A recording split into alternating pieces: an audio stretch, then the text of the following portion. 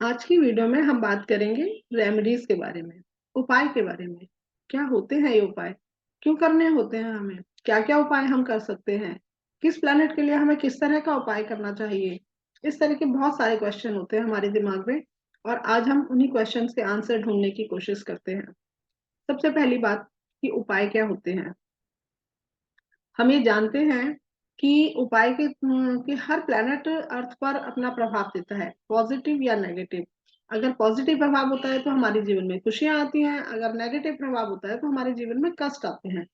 हम ये चाहते हैं कि जो भी प्लैनेट हमारे लिए पॉजिटिव है, जो हमें खुशियां दे रहे हैं, वो ज्यादा से ज्यादा खुशियां दें, और जो प्लैनेट हमारे लिए नेगेटिव है, जो हमें कष्ट दे रहे हैं, वो हमें कष्ट ना दें। तो हम ये चाहते हैं कि उन प्लैनेट्स के लिए हम कुछ उपाय करें, यानी जो अच्छे प्लैनेट हैं उनके लिए उपाय करें कि वो हमें और अच्छा दें, और जो नेगेटिव प्लैनेट हैं उनके लिए हम चाहते हैं कि वो हमें अपने नेगेटिव रिजल्ट ना दें, यानी उनसे हमारी दूरी बन जाए।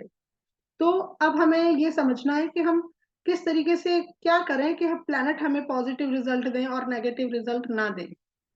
तो ऐसी कंडीशन में हमें थोड़ा सा ये समझना होगा कि किस प्लैनेट के लिए हमें किस तरह के उपाय करने होते हैं। एग्जाम्पल के तौर पे हमने ये कहा कि कुछ प्लैनेट क्रूर प्लैनेट हैं, कुछ प्लैनेट नेचर वाइज ही बहुत सौम्य प्लैनेट हैं। लेकिन हमारे चार्ट के अकॉर्डिंग हो सकता है क्रूर प्लैनेट हमारे मित्र हों, हो सकता है सौम्य प्लैनेट हमारे मित्र हों, हो सकता है सौम्य प्लैनेट हमारे शत्रु हों। कैसी भी कंडीशन हो सकती है, ये इस चीज पर डिपेंड करती है कि आपकी कुंडली में कोई भी प्लैनेट किस हाउस का लॉर्ड बना है। अगर जो प्लैनेट नेगेटिव हाउस का लॉर्ड होगा तो उसके पास ये राइट होगा कि वो आपको नेगेटिव रिजल्ट दे, वो अपने अकॉर्डिंग आपको नेगेटिव रिजल्ट देगा।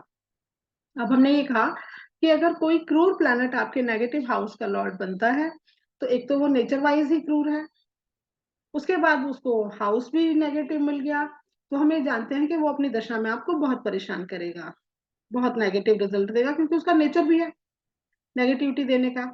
उसके अलावा अगर कोई सौम्य प्लैनेट है और वो आपके नेगेटिव हाउस का लॉर्ड बन गया, उसको आपको नेगेटिव रिजल्ट देने हैं, तो हम ये जानते हैं कि नेचर वाइज उसका नेचर ऐसा है कि वो किसी को परेशान नहीं करना चाहता है, लेकिन काम तो उसे मिला है, तो वो भी थोड़ा परेशान करेगा। हो सकता है कम परेशान करे, लेकिन परेशान करे या ना करे, बट आपको पॉजिटिव रिजल्ट तो वो नहीं देगा, नेगेटिव रिजल्ट ही देने का उसे काम मिला है।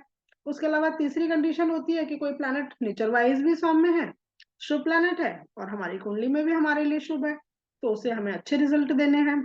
लेकिन हो सकता है वो प्लैनेट खुद ही इतना वीक हो, वो चाहता है हमें देना बट नहीं दे पा रहा, उसकी इतनी कंडीशन ही नहीं है कि वो हमें दे पाए। तो ऐसी कंडीशन में हम चाहते हैं कि हम उस प्लैनेट को स्ट्रेंथ दें, उसको ताकत दें, ताकि वो हमें रिजल्ट दे पाए, उसे अच्छे रिजल्ट देने हैं हमें। तो ये अलग अलग जो कंडीशन होती है, इन कंडीशंस के लिए हमें अलग अलग तरह के उपाय करने होते हैं। जैसे अगर कोई क्रूर प्लैनेट है और हमारी कुंडली में हमारे लिए वो नेगेटिव प्लैनेट है, तो हमें उससे दूरी बनानी है, क्योंकि हम चाहते हैं कि वो अपने नेगेटिव इफेक्ट हमें ना दे। ये कंडीशन तभी होगी जब वो प्लैनेट हमारे लिए पूरी तरह नेगेटिव होगा। ठीक है, अगर कोई मिला जुला प्रभाव लिए हुए प्लैनेट है, यानी एक पॉजिटिव हाउस का लॉर्ड है, एक नेगेटिव हाउस का लॉर्ड है, तो ऐसे में उसे दोनों हाउस के रिजल्ट देने हैं। अगर हम चाहेंगे, अगर हम उससे दूरी बनाएंगे, तो हमें पॉजिटिव हाउस के रिजल्ट भी नहीं मिलेंगे। तो हमें ये देखना है कि किसके लिए हमें दान करना है, तो उसकी चीजों से हमें दूरी बनानी है। हम जानते हैं अर्थ पर जो भी चीजें हैं, हर चीज किसी ना किसी प्लेनेट से कनेक्ट है। चाहे वो आप दिन ले लीजिए, जैसे संडे मंडे, चाहे आप कलर्स ले लीजिए, चाहे आप मेटल ले लीजिए, चाहे आप रत्न ले लीजिए, चाहे आप लोग ले लीजिए, तो हर चीज किसी ना किसी प्लेनेट के साथ कनेक्ट है। हम ये चाहते हैं कि हम उनसे दूरी बनाएं और उनको थोड़ी रिस्पेक्ट दें, ताकि वो हमें नेगेटिव रिजल्ट ना दें। ठीक है, दूरी बनाने के लिए हमें क्या करना होगा, हमें दान करना होगा, हम उनकी चीजों का दान करेंगे। तो जो जो चीजें उनके अंडर आती हैं, चाहे वो उनकी मेटल हो, चाहे उनके कलर्स के कपड़े हों, चाहे उनके अनाज हो, दान भी हमें उन्हीं से कनेक्टेड लोगों को करना है। तो जैसे अगर हमें सैटर्न का दान करना है तो हमें लेबर क्लास को करना है। टेस्ट भी हमें देखना है, उनका टेस्ट कैसा, कोशिश करें कि हम उनके टेस्ट की ही चीजें को दान करें। अगर अनाज का दान करते हैं तो कलर, कपड़े का दान करते हैं तो उनके कलर्स का ध्यान रखें, उनके कलर्स के कपड़े दान करने हैं। तो इस तरीके से हमें देखना है कि कौन सा प्लेनेट हमारे लिए पूरी तरह नेगेटिव है, उसका हमें दान करना है। दूसरा प्लेनेट जो नेचर वाइज नेगेटिव नहीं है बट हमारे लिए नेगेटिव हो गया है, तो वो हमें अपने पॉजिटिव रिजल्ट नहीं दे पाएगा। या तीसरी कंडीशन, प्लैनेट रिजल्ट तो देना चाहता है बट उसके पास ताकत ही नहीं है, वो वीक है, वो अस्त है, वो नीच की राशि का है, वो पाप ग्रहों से दृष्ट है, कुछ इस तरह की कंडीशन है। तो फिर हम उसकी पूजा करेंगे, हम उसके मंत्रों का जाप करेंगे, हम उनके जो देवता हैं उनकी आराधना करेंगे। हम जानते हैं हर प्लैनेट के लिए कोई ना कोई दिन और कोई ना कोई देवता डिसाइड है। जैसे कि अगर हम बात करें संडे की, तो हम कहते हैं कि सूर्य देव हैं, और रविवार का दिन उनका है तो हमें रविवार को सूर्य की पूजा करनी है। अगर हम मंडे की बात करें तो हम जानते हैं वो सोमवार है, उनके शिव जो देवता हैं वो शिव हैं, तो हम शिव जी की आराधना करें, उन पे जल चढ़ाएं। मंगलवार के हम हनुमान जी को कहते हैं, तो मंगलवार को हम हनुमान जी की पूजा करें, बुधवार को हम गणेश जी की पूजा करें, वीरवार को हम विष्णु जी की पूजा करें, शुक्रवार को हम लक्ष्मी जी की पूजा करें, तो शनिवार को हम शनिदेव की पूजा करें, पीपल देवता की पूजा करें। तो इस तरीके से हमें हर दिन बताए गए हैं, हमें उनकी चीजें बताई गई हैं, उनकी दान करनी है, उनके मंत्र बताए गए हैं, उनकी मंत्र की साधना करनी है, उनके यंत्र बताए गए हैं, उन यंत्रों का दान कर सॉरी उन यंत्रों को रखकर, यंत्रों को बनाकर फिर उनके सामने मंत्र साधना करेंगे तो हमारे लिए अच्छा होगा। उसके अलावा तीसरी कंडीशन हमारी थी कि अगर कोई प्लेनेट पूरी तरह से पॉजिटिव है बट खुद वीक है, उसके पास स्ट्रेंथ नहीं है, वो हमें फल दे सके, तो हम उसकी चीजों को ज्यादा से ज्यादा अडॉप्ट करेंगे। यानी हम उनके रत्न धारण करेंगे, उनके दिन पर उनके कलर्स धारण करेंगे, उनके दिन पर उनका अनाज जो भी होगा वो खाएंगे, यानी उसकी चीजों को ज्यादा से ज्यादा, उसकी चीजों के हम टच में रहेंगे, तो वो चीजें हमें ज्यादा हमारे पास रहेंगी, तो उनके रिजल्ट हम ज्यादा से ज्यादा हमें मिल पाएंगे। ये बेसिक रूल्स होते हैं हमें किसी भी प्लेनेट की रेमेडी करने के लिए। ठीक है। इसके अलावा हमें बहुत सारी चीजें ऐसी बताई गई हैं जो हम अपने अगर जीवन शैली को देखें और उसी में अपनाएं, तो बहुत सारे प्लेनेट को हम बिना किसी तरह के उपाय को सोचे, क्योंकि ये जो उपाय शब्द है, इससे हमें लगता है कि हम कुछ स्पेशल कर रहे हैं, बजाय कि हम स्पेशल करें, हम हमेशा क्यों ना उनको खुश रखें, हमेशा क्यों ना उनके अकॉर्डिंग चले।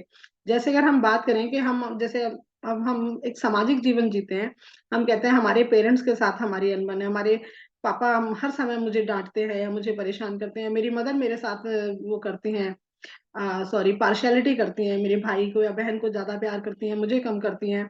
तो इस तरह की चीजों, उनकी बिहेवियर से हम भी उनसे नाराज रहें और उनसे दूर रहें, फिर कल जब हमें उनसे कुछ फायदा चाहिए तो हम कहें हम इन्हें कैसे मना लें, ये कैसे प्रॉपर्टी हमें दे दें, या कुछ चीज इनसे हमें चाहिए तो हम कैसे इनसे ले लें, तो अब हमें इन्हें मनाना है।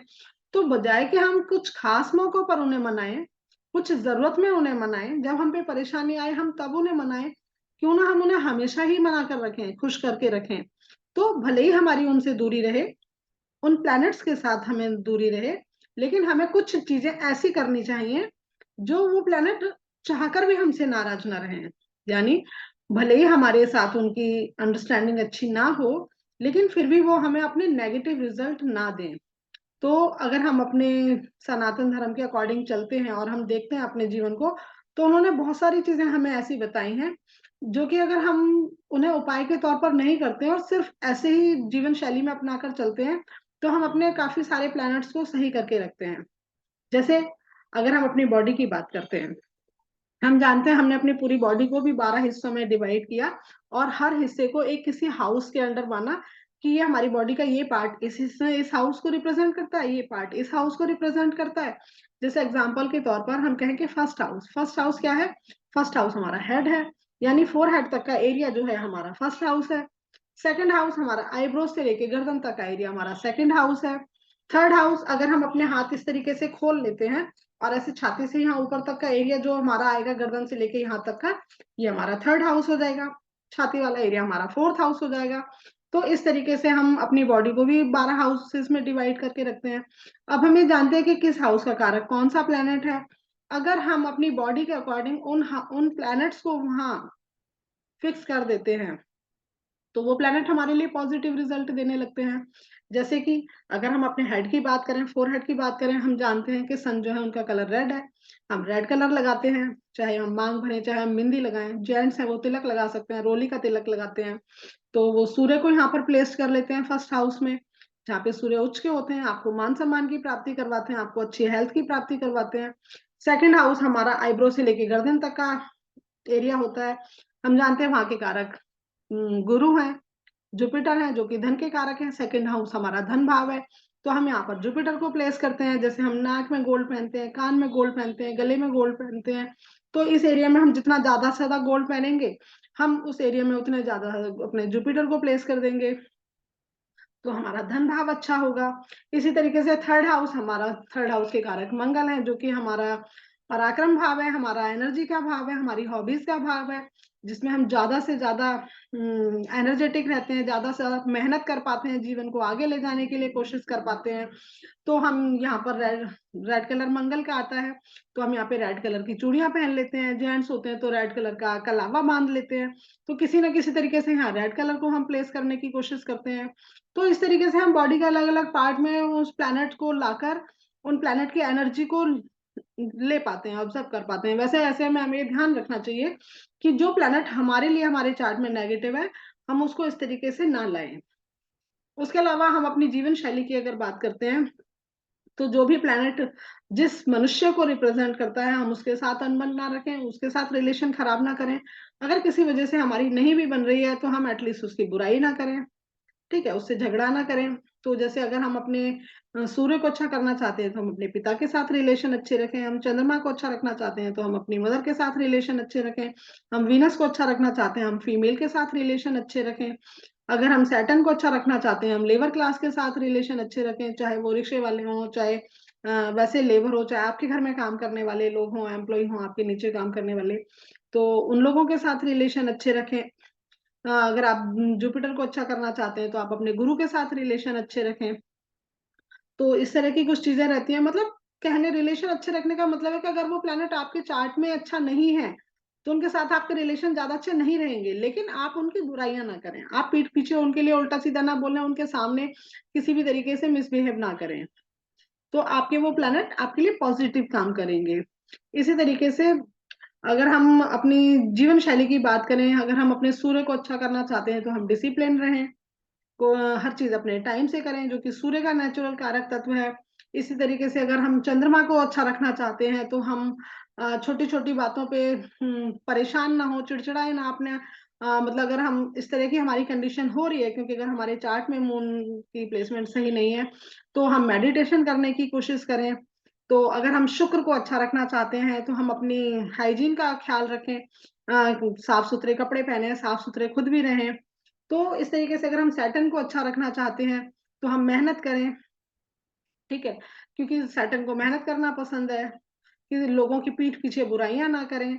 अगर हम मार्स को अच्छा रखना चाहते हैं, तो हम फिजिकल मेहनत ज्यादा करें, क्योंकि कई बार क्या होता है, लोग कहते हैं कि हमारे पास जॉब के चलते हम फिजिकल मेहनत नहीं कर पाते हैं। तो आप जिम जाइए, पार्क जाइए, कहीं भी, लेकिन शरीर को थोड़ा सा जरूर मतलब मेहनत करवाइए, थोड़ी सी मेहनत कीजिए, तो आपके मार्क्स अच्छे होते हैं।